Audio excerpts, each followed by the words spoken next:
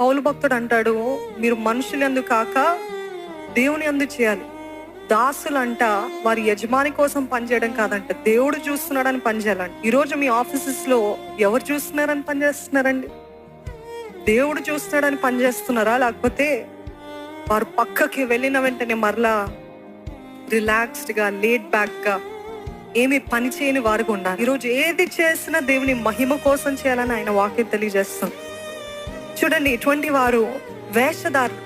ఇటువంటి వేషధారులను మనం అనేక సార్లు ఎదుర్కొంటూ ఉంటాం మన జీవితాల్లో. మనకు అర్థం కాదు, మనకి పిచ్చెక్కేస్తుంది. ఇంత నటన, ఇంత ద్రోహమా, ఇంత మోసమా, మనుషుల ముందు ఒకలాగా, మనుషుల వెనకాల ఒకలాగా.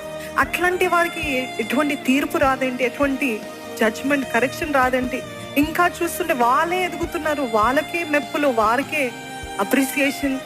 నేను ఇంత కష్టపడుతుంటే నన్ను ఎవరు చూడరా?